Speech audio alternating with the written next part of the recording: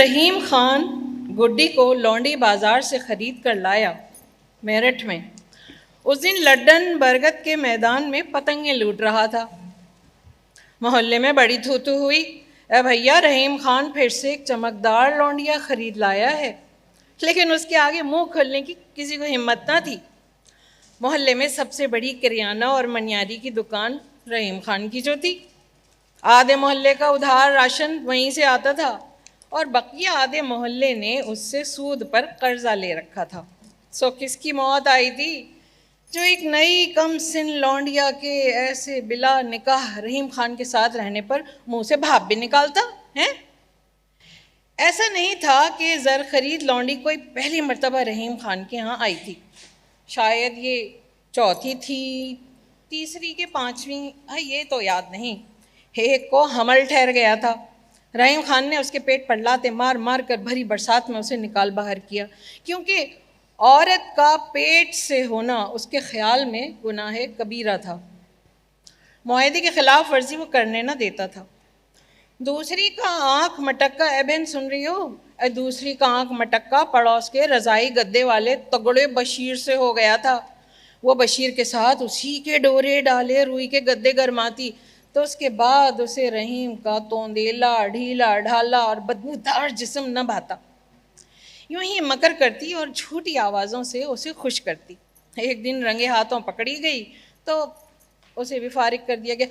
तीसरी की सुनो, वो खाना बहुत बदमज़ा पकाती थी और मोहल्ले के लौंडों से यूं अखबार मंगवा कर पढ़ती थी। भला वो रहीम खान को कैसे भाती? जल्दी उसे भी तन के जोड़े के साथ फारिग कर दिया गया। अब जो ढोलक सा कसा जिस्म लिए गुड्डी उसकी तहवील में आई, तो ज़रा गड़बड़ा गया। ऐसी टनाटन जवानी उसके हाथ गोया मुफ्त में लग गई थी।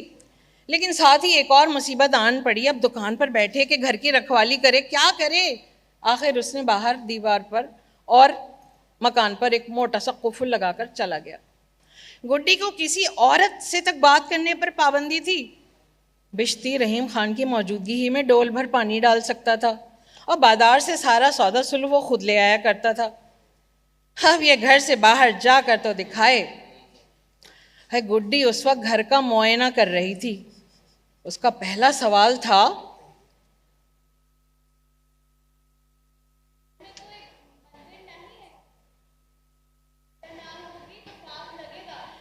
रहीम खान सर पकड़कर बैठ गया। लौंडी बाजार में कम दामों ये सौदा ऐसी सूरत से पट रहा था कि वो उसका मजहब भी ना पूछ पाया। खैर, क्या फ़र्क पड़ता है, तरीक़े तो सब मज़ाहिब में एक ही हैं। वो उसे हम्माम, पैखाना, गोदाम और रसोई दिखाने ले गया। ये छोटा दरवाज़ा पिछली गली में खुलता है ना। गुड्डी बिदक गई। गुड्डी ने चलने की ठानी। अरे जाती कहाँ है? मोल देकर लाया हूँ, मुफ्त का माल थोड़ा ही है। रहीम ने झट से गुड्डी के हाथ से पोटली छीन एक तरफ रख दी। रात को पलंग पर जाने के ख्याल ही से उसे मस्ती चढ़ रही थी। कोई 3 माह की तपस्या के बाद तो उसे ये नमकीन बाकर खानी हाथ लगी थी। अच्छा तू ऐसा कर, नहा ले, मतलब स्नान कर ले। मैं तेरे भगवान जी को, अरे कौन से भगवान है तेरे? माता के, गणपति के, शिव, जो बोलेगी वो ले आता हूँ। है बस बढ़िया तैयारी रखना। आज कबाब पराठे तो टुंडे के यहाँ से बनवा लूँगा, कल से रसोई तुम करना। रहीम खान मस्त हाथी की तरह झूमता निकल गया। दरवाजे पर भारी कुफुल डालना न भूला। अगले दिन मेरठ में 10 मुहर्रम के ताज़िए निकल रहे थे। लड्डन पेश था। काले कुर्ते और रेशमी तहबंद में काला तावीज़ और आंखों में स्याह सुरमे के डोरे। अलग ही लगता था सब लौंडों में।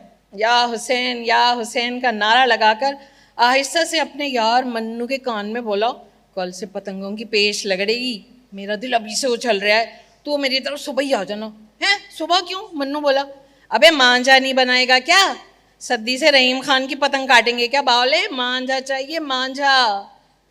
करीब की नहर में ताज़िए ठंडे किए गए। रहीम खान का ताज़िया सबसे ऊंचा था। देखना, जल्दी इसका गुड्डा काटूंगा मैं। हरामज़ादा हर जगह आगे। मेरे मामू मर गए, तेल डालकर आग लगा ली खुद को, मगर ये खंजीर की औलाद, इसने उनका सूद और कर्जा माफ़ ना किया। मनोहर उर्फ मन्नू ये सोचकर हुसैन का मातम करता रहा कि मैं हिंदू होकर लड्डन के ताज़िए में क्यों रो रहा हूँ, और लड्डन अपने मामों के मर जाने का बैन करता रहा। मामों के बाद मोमानी गांव वापस चली गई थी। 6 साल काम करके किसी तरह उसने रहीम खान का कर्जा उतारा। लंदन खानदानी कन मैलिया था, साथ में मर्दों की मालिश और चंपी भी कर लेता था, उतरी हड्डी भी बैठा लेता था, और तो और गांव में उससे अच्छी ढोलक कोई ना बजा सकता था। रहीम खान इतना बेगैरत था कि कई मरतबा लड्डन को मालिश के बहाने अपनी दुकान पर बुलाता रहा। लड्डन कन्नी कतरा कर निकल जाया करता था, लेकिन लड्डन ने ठान ली थी कि जिंदगी में एक मरतबा तो रहीम खान की नाक नीची करके रहूंगा, मगर कैसे, ये उसकी समझ में ना आता था। अगली सुबह फज्र में लड्डन और मन्नू 2 सेर कांच ओखली में पीसते रहे।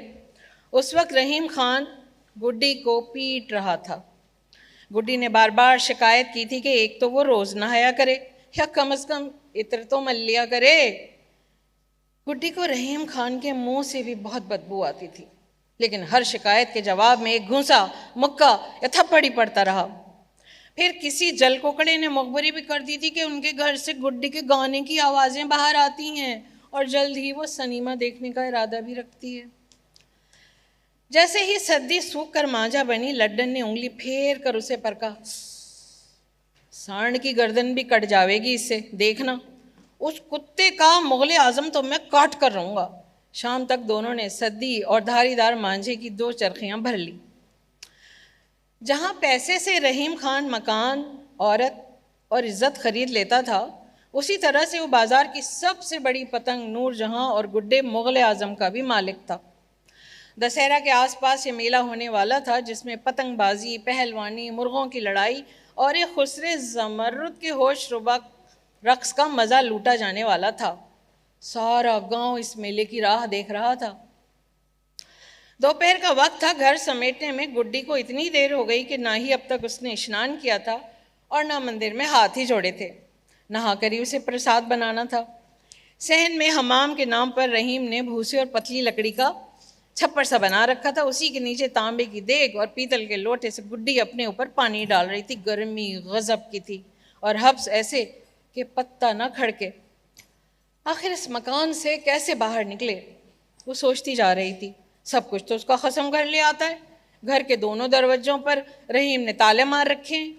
उसका कितना दिल चाहता था कि बाजार जाए, तालाब में तैरे, गाने गाए, किसी बाग से फूल तोड़े, बालों में लगाए, कमर पर हाथ रखकर औरतों से मस्कोटियां करे, लेकिन किसी बेबस पंछी की तरह वो इस पिंजरे में कैद थी। अड़ा अड़ा अड़ा धम! अचानक बरामदे का वो नातवा सा छप्पर जंग आलू टीन और धूल के साथ ऐन गुड्डी के सामने गिरा, जिसमें से लड्डन कपड़े झाड़कर उठ रहा था। वही स्याह कुर्ता और रेशमी तहबंद। उसके हाथ में एक बड़ी सी गुलाबी पतंग की डोर थी। मामला संगीन देखकर वो भी घबरा गया। हरचंद की गुड्डी ने अलगनी पर पड़ी साड़ी फौरन लपेट ली थी और लड्डन भी मुंह मोड़ चुका था, लेकिन उससे पहले ही निगाहों में बिजली कौंध चुकी थी। मौला कसम, मैं वो पतंग के पीछे छतों छत दौड़ रहा था कि अचानक, अरे ये दरवाज़ा बंद है, कुफुल पड़ा हुआ है इस पर, तो मैं बाहर कैसे जाऊंगा? गुड्डी सादगी से बोली, अभी बाहर जाना ज़रूरी है क्या? वापस पलटो इधर। एक दिन रहीम खान अपनी दुकान बल्कि अपने अड्डे पर बैठा एक कर्जदार को लाते मारने में मसरूफ़ था कि पड़ोस की शगन भी फूली सांसों से वहाँ आ गई।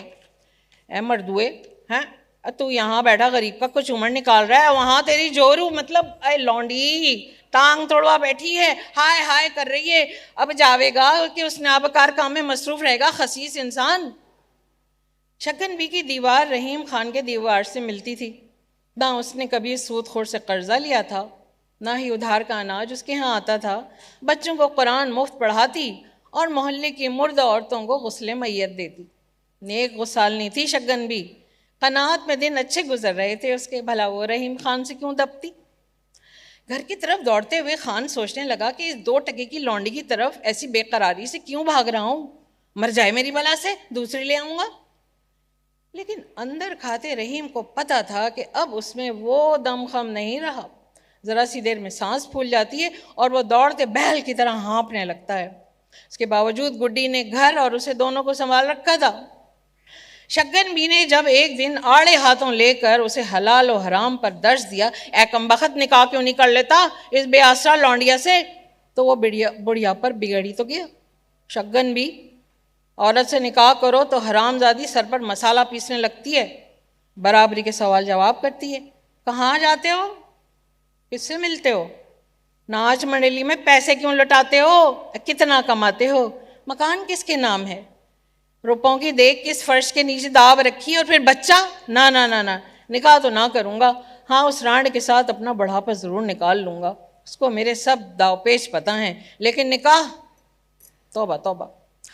रहीम खान घर पहुंचा तो गुड्डी की दर्द भरी हाय हाय बाहर गली तक आ रही थी। उई उई भगवान, हाय राम, माता मुझ पर दया करो, गुड्डी चिल्लाए जा रही थी। अरे मुंह क्या देख रहे हो, हकीम डॉक्टर को बुलाओ, मेरा टखना उतर गया है, राम राम। हाय। कुछ देर बाद लड्डन ने आकर टखने का भरपूर मुआयना किया। गुड्डी के दाएं हाथ शक्कन बी और बाएं तरफ खूंखार नजरें लिए रहीम खान खड़ा था। गुड्डी को सर से पैर तक मोटी दरी से ढांक रखा था, सिर्फ मजरूह मगर चमकती सुलगती संदली पिंडली खैमे से बाहर थी। लड्डन ने एरंडी और जैतून के तेल में जाने क्या जड़ी बूटियां मिलाकर मालिश की, हड्डी बिठाई और ये कहकर रुखसत हुआ कि बीबी आराम करें और मालिश कोई महीना भर तो होगी। लड्डन अपनी शीशियाँ, मर्तबान और झोला लिए रुखसत हुआ। मजाल है जो आंख उठाकर एक मरतबे खैमे के अंदर मुक़य्यद मरीज़ा को देखा हो। खटोले वाला मेला 3 रोज तक चलता रहा। गुड्डी तड़पती रही, लेकिन रहीम खान ने उसे मेले में जाने न दिया। इधर लड्डन की चरखी थामे मन्नूपुर यकीन था कि बाजी लड्डन ही मारेगा, क्योंकि ऐसा कटीला मांझा किसी के पास ना था। दूसरे लड़के झांगड़ लिए तैयार खड़े थे कि जो ही रहीम खान का मुगल आजम कटेगा वो उसे लूट कर साबित और सालिम लड्डन के यहाँ ले आएंगे। अपनी नाक कटने के बाद रहीम खान फिर कभी मुकाबले पर नहीं आ सकता। मुकाबला तकरीबन पूरी सपहर चलता रहा। जो भी पतंगबाज अपनी नाजुक पतंग को मुकाबले पर हवा में लाता, रहीम खान का मुगल आजम झुकाई और ढील देकर उसे निगल जाता। आसमान में बहुत देर तक मुगल आजम और अनारकली तने रहे।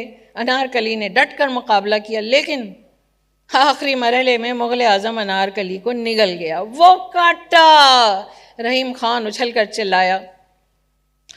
लड्डन को यूं लगा जैसे कि अंग्रेज बहादुर ने बहादुर शाह जफर को गिरफ्तार करके उसका ताज उतार लिया हो। अगले ही रोज़ दुकान पर रहीम खान को इत्तला मिली कि उसकी इकलौती ब्याही बहन गाजियाबाद में जजगी के दौरान चल बसी है। वो वहीं से बैलगाड़ी दुरुस्त करके जनाजे के लिए निकल गया। 2 रोज़ बाद घर लौटा तो क्या देखता है कि घर के दोनों दरवाजे चौपट खुले हैं। अंदर न गुड्डी का सामान। कच्चे सहन में दाबी देख से नकदी भी गायब थी। ऐन उसके बिस्तर पर एक कागज़ उसकी टोपी के नीचे रखा था। शुद्ध हिंदी में लिखा था, मैं अपनी खुशी से लड्डन के साथ बम्बई जा रही हूँ, मुझे तलाश न किया जाए। वहाँ मेरा लड्डन गर्म हमाम की फैशन वाली दुकान लगाएगा और मैं बम्बई की फिल्मों में गाने गाऊंगी। यहीं तक लिखा होता तो रहीम खान सब्र कर लेता। आगे लिखा था, कहा था ना मुझे तुमसे बदबू आती है, इत्र लगा लिया करो, अब भुगतो। फ़कत मुस्तकबिल की बड़ी गायिका गुड्डी बाई। रहीम ने सटपटाते हुए ऊपर देखा। शक्कन भी दीवार से झांक रही थी। अब भाग गई हरामजादी, चलो अच्छा हुआ तुम हराम काम से बच गए मियाँ। जीना था जीना। ए मियाँ, अब कोई सौम सलात की पाबंद बुरके वाली शरीफ बेवा से निकाह फरमाओ रहीम खान, अल्लाह मुसब्बबुल हिस्बाब है। शक्कन बी की आवाज़ उसे सुनाई न दे रही थी। फर्श पर धम से बैठ गया जैसे आज उसकी गुड्डी कट चुकी है। तमाम मोहल्ले वालों की आवाज़ें उसके कान में गूंजने लगीं। वो काटा, वो काटा।